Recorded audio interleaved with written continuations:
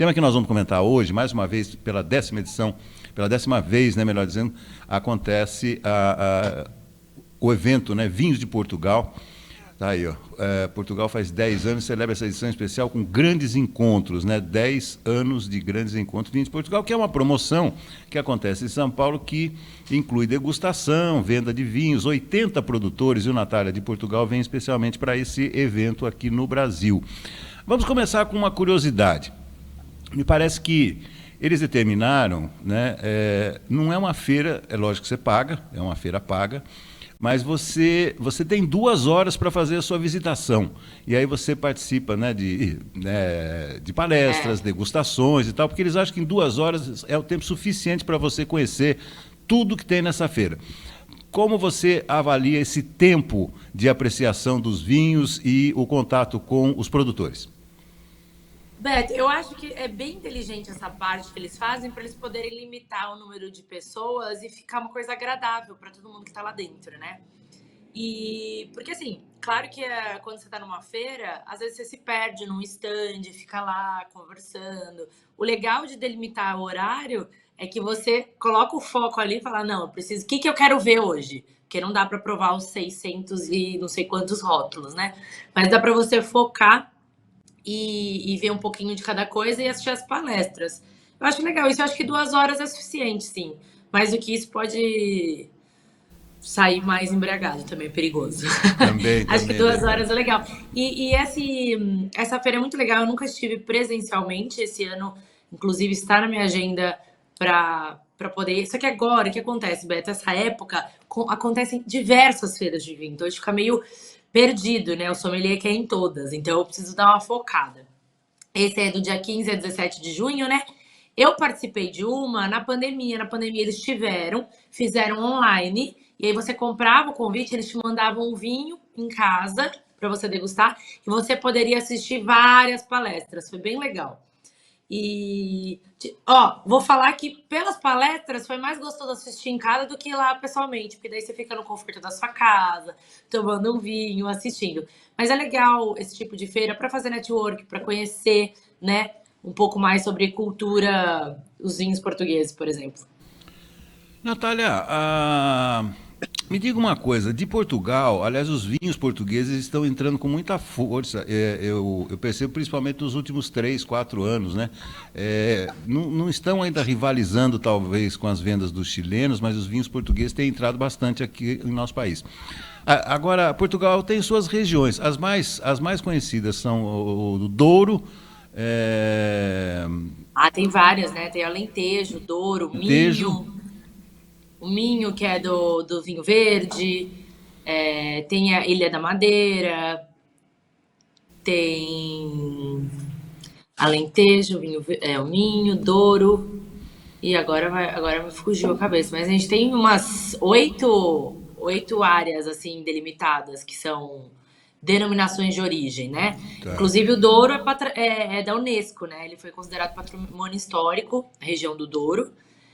Mas tem diversas, tanto regiões quanto uvas, né? O Portugal tem cerca de 300 castas, mais ou menos, umas 300 castas deles, né? Fora todas as outras que eles produzem, Chardonnay, Cabernet, várias uvas francesas. Mas eles têm, por exemplo, o Douro, onde se faz os vinhos do Porto, Tinta Roriz, o Touriga Nacional, são todas uvas deles, né, de Portugal. A região a região do vinho verde, também lá o Minho, tem Alvarinho, tem várias uvas que são deles também. Então é bem legal os vinhos portugueses. E os vinhos portugueses, Beto, em relação à Europa, são os vinhos com melhor custo-benefício. Né? Então são vinhos incríveis, muito bons. Ali os mais caros, você acha vinhos franceses, né? São sempre os mais caros. Nós temos ali depois italianos e aí em seguida Portugal. Portugal tem uns valores bem acessíveis para nós brasileiros, chegam com preços bons. E Portugal é interessante, eles são o 4º maior produtor de vinho do mundo, só fica atrás de Espanha, França e Itália, né? Depois vem Portugal. E eles exportam para o mundo inteiro. Enfim, vinhos portugueses são únicos, né? Eu diria. Eu estaria errado em classificar a maioria dos vinhos que a gente recebe de Portugal aqui no Brasil, Natália, como vinhos mais fáceis. Fáceis no sentido de você gostar deles. É, pode ser. Tirando a parte do Alentejo ali, que a gente tem bastante vinho com bastante potência, os outros vinhos são mais fáceis, mais leves, né? Mais tranquilinhos. Vinhos verdes, por exemplo. Aliás, que vinho verde a gente tem em Casal Garcia, né? Que é um vinho verde bem conhecido. E tem agora, não sei se você já reparou nisso, Beto, mas você vai nos supermercados, tem outras marcas de vinhos verdes chegando. Antigamente era Calamares e Casal Garcia, não tinha outros, né? Hoje a gente vê mais opções de vinhos verdes, mas mesmo assim não tem tantas opções. Mas vinho verde é um vinho fácil de beber, né? Os tintos, os blends portugueses são fáceis de beber.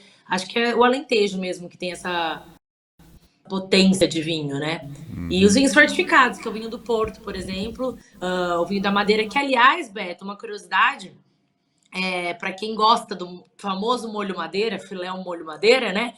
Muita gente nem sabe que tá comendo errado, né? Porque o molho original é feito com vinho madeira, da Ilha da Madeira, né? O vinho madeira, ele é um fortificado, como se fosse o vinho do Porto, ele é super forte e ele é caríssimo e dificílimo de encontrar. Então, ninguém usa, né?